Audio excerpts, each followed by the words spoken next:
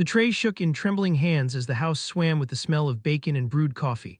The way Sunday mornings were supposed to smell, when promises still meant something and vows did not snap like twigs under a careless step. The silverware caught the thin line of winter light peeking through the curtains.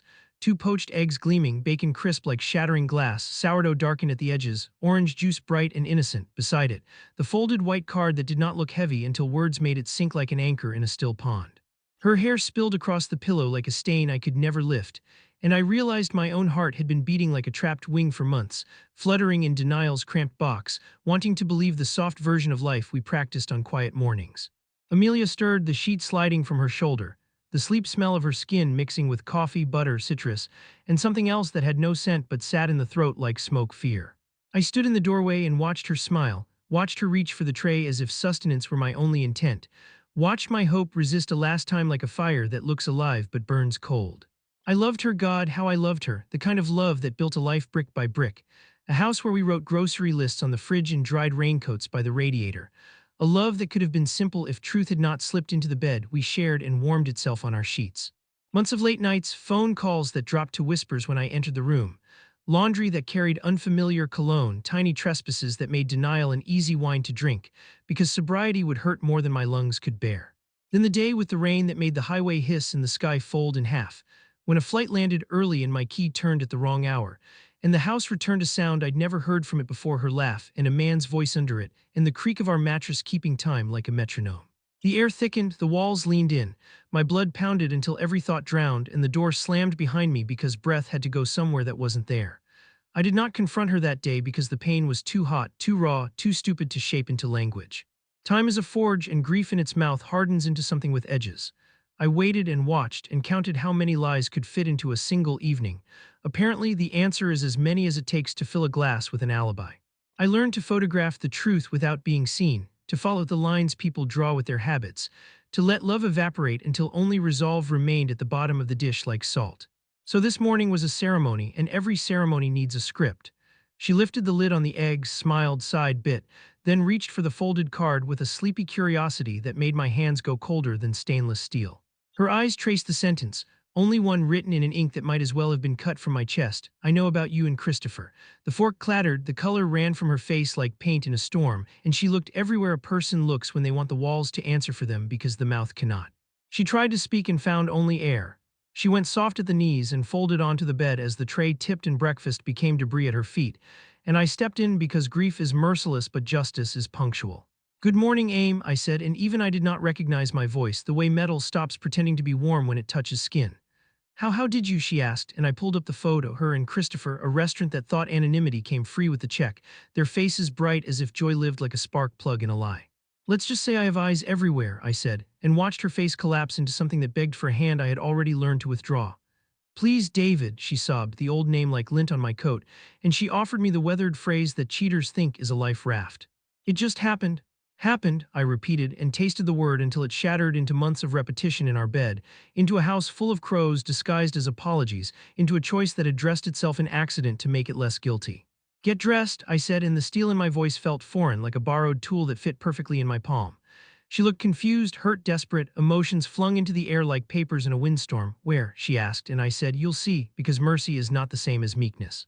30 minutes later, the elevator exhaled us into a hallway too clean to have a story, the modern building gleaming with materials that never learned to hold warmth, and the door swung open on a man with sleep still hanging from his lashes. Christopher's smile died as if someone cut the power to his face, and my name came out of his mouth like a failed prayer. We stepped inside, Amelia trailing like a shadow that had lost its light, and he led us to a living room so immaculate and personality-free it felt like a showroom where emotions could not leave fingerprints. "What's going on?" he asked, fear tucked into the seam of each word, and I didn't answer because I was busy with a different kind of language, the kind you tell with objects. I opened a velvet box and held up the ring that had once circled a promise, the diamond catching morning like it still believed in sparkle, and Amelia gasped because memory has its own gravity. "Do you recognize this?" I asked him while she cried the kind of tears that come too late to wash anything clean. "You were with my wife while she wore this," I said, and put the facts in the room like furniture no one could move. "In the bed I went without to buy, in the house built with the hours I did not spend sleeping." "It was a mistake," he said, and that word broke a vase when my fist hit the table, the shards skittering like tiny white flags that did not fool anyone. "A mistake is when coffee spills." Betrayal is a decision, I told him, and Amelia collapsed into a shape that used to be a person, a sobbing provincial ruin. For a breath, pity flickered like a moth at the porch light of my anger, then the heat took it, and I faced the shape of the future that did not include her as a wife. I want a divorce, I said to Amelia, and turned to him with the kind of generosity that tastes like ashes. You can have her, as if anyone has anyone. In the end, you deserve each other. I dropped the ring.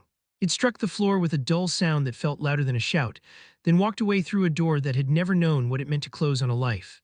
Outside, the morning air bit my lungs, and for the first time in months I could tell if I was breathing because it hurt and did not lay about why. Divorce turns a life into a filing system, and every bright memory gets stamped and hole-punched and stapled to something that does not remember how to feel. Lawyers arranged our history into piles. Property accounts, the house with the lemon tree she planted last spring and the faint ring her glass left on the dining table where we once played cards. There were signatures that looked like a heartbeat flattened by a monitor's steady line, and each appointment felt like sitting in a waiting room where no good news ever arrives. The first nights alone were loud, even when the house was quiet. Sound came from inside, from the way the mind scrapes its own walls looking for a door that isn't there. I cooked for one and stood at the sink eating eggs that overcooked while I stared, and the pan hissed like a thing alive. And I thought about how domestic rituals are the first to betray us, because they keep going as if love were not the ingredient that mattered. I folded a shirt and found a hair that wasn't mine, and it undid me, how a filament can carry a world and then cut it. There are friends who step closer in crisis, and others who step back because grief makes them see their own reflections too clearly. I let the good ones in. We walked at night under the sodium lamps that turn everyone into a witness, and they didn't tell me to move on because moving on is not a verb you can command. Work became a raft. Deadlines don't ask how you are, they hand you a paddle and say row. In the middle of all this paperwork, sleeplessness, the hot and cold running water of rage and sorrow, I kept a habit I did not plan. I wrote letters to a person who did not exist yet. Dear stranger, I'd begin, if you ever enter my life, may you come without secrets in your pockets, and then I'd tear the page and toss it because I didn't believe in strangers or letters or the future. But the hand moved each night anyway, tracing a map the mind refused to read. Amelia texted sometimes, the practical kind at first, documents, dates, logistics, a bureaucracy of brokenness, then the soft kinds that arrive late, the apology that isn't asking for forgiveness but is asking not to be erased. I read them all and answered none because silence is the only metric that would not lie for me. Once she called, her voice wore the rasp of someone who has cried until the body resents the eyes, and she said, I don't know how to sleep without your breath in the room, and the cruelty of sympathy is that it still arrives. The day the settlement finalized, the clerk stamped a document and said my name as if pronouncing a condition, and I walked into sunlight that punished my pupils for staying indoors too long. I went home to a place that now belonged to me and not us, and stood in the doorway the way I had when the note was unopened. Only this time there would be no shocking sentence, only emptiness that would have to be filled deliberately. I cooked again, this time slowly, refusing to hurry, as if patience could season food the way salt does, and when I ate I tasted nothing but hunger, which was honest. I found the ring where I had dropped it after retrieving it from that immaculate, personality-free apartment, a circle with a history it would never tell again. I didn't pawn it. I placed it in a small wooden box and wrote on tape. Here lies an old version of me, with dates that made no sense. Mourning is not a straight road, and when people say acceptance they mean learning where to stand so that the pain looks smaller from that angle. Weeks and then months made their slow, unspectacular march. The lemon tree carried a shock of green in early spring, and I was surprised that plants obeyed their own rules regardless of my private weather. A neighbor's dog learned my schedule and waited by the fence at the time I usually stepped out with coffee, and I started bringing a second biscuit just because routines crave companions. My body remembered that sleep is a place you can return to if you do not keep knocking on the door of a locked room. Then one evening, a friend insisted on dinner at a place I would not choose for myself because the menu wrote poetry where food should be, and the chairs were too elegant to forgive jeans. We sat near the window, the city shrugging into dusk, and when I raised my glass I caught a flicker, a table across the room, two faces I used to know better than my own. Amelia and Christopher looked haunted, the edges of them smudged, their laughter thin to a sound that hoped to pass for health. The spark had left the building and what remained was the bill. They did not see me, I did not let them. The revenge I thought I wanted, tears, begging, some cinematic justice, spoke in a quieter language than I expected, survival. I raised my glass anyway, not to them and not to myself exactly, but to the table, to the fork, to the chair, to anything that stayed under me this long.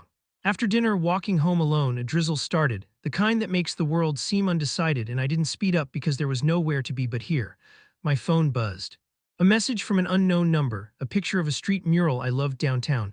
Someone had repainted it, followed by, thought of you when I saw this. It took a full minute to realize it was Jenna, an old colleague who had left the agency last year with a wave and a promise to catch up that people say when they mean goodbye. We met for coffee the following week, which became a walk, which became a habit of sharing quiet without trying to fix it. She told me she'd left a marriage that hadn't broken loudly enough to demand a ceremony, and we sat with that particular sadness, the kind that cannot show its bruises to strangers. There is a way a person's breathing can keep a room from tipping over, and hers did that. Still, even as something warm found a foothold, there was a cold current beneath, a question that waited at the edge of sleep like a patient thief. What if love is a room with a twin door on the far side, and everything worth having can be sneaked out once anyone learns the latch? Trust was a muscle that had atrophied, hope was a ligament that had snapped. I kept stretching them in small, unglamorous ways, waiting for ache to turn into strength. Jenna did not ask about Amelia often, which felt like both mercy and respect, but she learned the geography of my silences and navigated them without drawing maps on the table with her finger. She came over on a Sunday, and for a moment the house tried to replay an old scene: coffee, bacon, eggs, but I changed the choreography. We made shakshuka, a pan bright as a warning flare, and ate on the back steps while the lemon tree pelted the grass with scent. "This is good," she said, and the words did not carry double meanings or hidden knives. They arrived bare and stayed. Weeks turned into a season. The room in me that panic had barricaded opened a window, and air moved again. My therapist, a man with shoes too polished for the rest of his wardrobe, told me that forgiveness is not a gift for the one who hurt us but a release valve in our own body.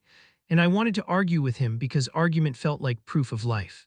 "Try writing a letter you won't send," he said, and I thought, again with the letters, and said nothing. That night, the house listened as I wrote on unlined paper that made every sentence look like a walk without a sidewalk.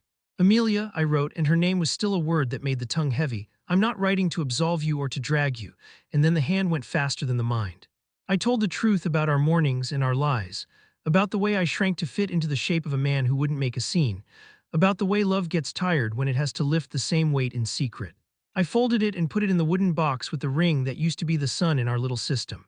The next day, my lawyer emailed, "One final thing: house transfer paper needs both signatures in person due to the county's new policy." A sentence that meant I would see her again, whether I chose to or not. The office sat inside a building that tried to be friendly with brick arches and potted plants, and failed. Amelia arrived in a blue coat I remembered buying together on a January that promised we would be warm if we only kept moving. She looked smaller, or maybe I had grown into my own outline since I last measured myself against her. We said hello the way people do in grocery store aisles, soft, practiced, pretending we hadn't once memorized each other's morning faces. The clerk said "here" and "sign," and we did, our names anchoring paper to meaning once more. We stood on the sidewalk afterward like two actors who had reached the end of a scene and didn't know where to put their hands. "I'm sober," she said suddenly, and for a moment I didn't understand. The affair had never been about alcohol. But then I remembered the late nights, the wine that kept pouring because conversation is easier when its edges blur. "Not just from drinking," she added, "from lying," and it came out like a confession that wanted both absolution and a witness. "I'm glad," I said, and meant it, which surprised me. Wishing someone well does not return what was taken, but it makes your pockets stop feeling inside out. She nodded, eyes bright in that wet way that warns of a spill, and said, "Your note destroyed me," and I flinched because I had never called it a note to myself. I had called it a sentence. "I kept looking for a way to argue with it, to litigate a single line," she said, "but there's no courtroom for a clean truth. I hope you find a way to be honest with yourself," I said, and we shook hands, such a strange courtesy for people who once buttoned each other up, and then stepped back into our separate drafts of the same afternoon. On the way home, traffic blessed me with slowness, which meant the mind could not pretend to outrun itself, and I thought about gentleness as a practice instead of a weakness. The house was quiet and did not resist me. The lemon tree flicked light around like coins being counted slowly. Jenna texted, "How are you?" and I wrote, "Lighter," which was not a lie even if it was a summary, and she answered, "Come over, trying a new recipe." Her apartment smelled like cumin and cardamom and a music station that didn't care if you didn't know who was singing. We ate cross-legged on the floor, and the conversation didn't so much move forward as stay open. When I washed my hands, I caught my reflection and did not brace. The face looked like it belonged to someone who had finished a long task and could sit down. That night, sleep came without bargaining. When the dream arrived, it didn't bring the bed that wasn't mine or the note that was. It brought a kitchen I hadn't seen before and the smell of oranges. In the morning, I squeezed one and drank it slowly, sunlight touching the glass, and I thought, perhaps the ceremony can be rewritten if the officiant is different. Summer knelt by the windows and leaned in, covering surfaces with a slow, warm hand, and everything in the house learned to be patient again. Work asked more of me at the exact moment I had more to give, and for once timing played friend instead of thief. Jenna and I negotiated a pace that did not owe anyone a script. Some nights she stayed, some nights she waved from the curb, and the body learned that intimacy can be measured by how ordinary good things feel. But healing is not a possession, it's a river. So when the letter arrived, the old cold entered the room before I recognized the handwriting. The return address was a city where we once took a weekend and learned how to argue about maps in front of strangers. The name on the back flap was hers. I stood a long time before opening it, as if time could break the seal in my place and leave me not to blame for whatever the words would ask me to carry. Inside a single page, David, it began, and the line drew a familiar shape. I'm writing because I'm pregnant, and the words rearranged the furniture of my chest. It's not yours, she wrote, and that mercy landed where it needed to, but I needed you to know, because some part of my life will always be written in a font you taught me. I am trying to be better, she said, and if this is a way to be honest with the past so the future doesn't steal from it, then I won't hide. I sat on the step with the lemon tree confettiing sunlight and thought about the particular courage it takes to declare joy in the same breath as regret. My hands did not shake, the heart made no dramatic gestures, a steadiness came in soft-footed and deliberate. I wrote back for the first time since silence had been my compass and said, "Thank you and be well, and tell the truth even when it doesn't clap for you," and felt how saying less can mean more. That night I told Jenna, and she held the information the way a careful person holds a glass someone else loves. "How do you feel?" she asked, and this time the question was not an exam, it was an invitation to sit on a couch and throw the answers into the air like pillows. "Relieved," I said, and then strangely proud, and she smiled because pride, when linked to survival, is not arrogance but gratitude in boots. Days later, a storm arrived so quickly the sky seemed to change its mind mid-sentence, and the power flickered, and for a moment the house was a black square in a black night. We lit candles and ate bread and cheese and little oranges that come with their own sunshine, and turned the radio's hand crank like children with a toy. A station played an old song about forgiveness that does not mistake itself for permission, and we slow danced in the kitchen because music asks so little and returns so much. In the dim light, a memory unspooled, the morning of the note, the metal of the tray cold as intent, and I realized the note had not destroyed her. The lie had, and the note only made ruin visible. There was a strange relief in naming the right culprit, as if placing a plaque on a building kept the weather from taking it apart. "You're far away," Jenna murmured, and I said, just looking back without trying to go there, and she nodded like someone who has also practiced that discipline. Weeks later, at the supermarket, I picked up a white card without thinking, the exact kind I had folded that morning, and placed it in the cart, then laughed out loud at myself. "What's funny?" asked the clerk, and I said, "An old habit dying," and she laughed too, happy to be included in a joke with no punchline. At home, I wrote on it, "I know about us," and propped it against the fruit bowl where oranges lifted their small suns.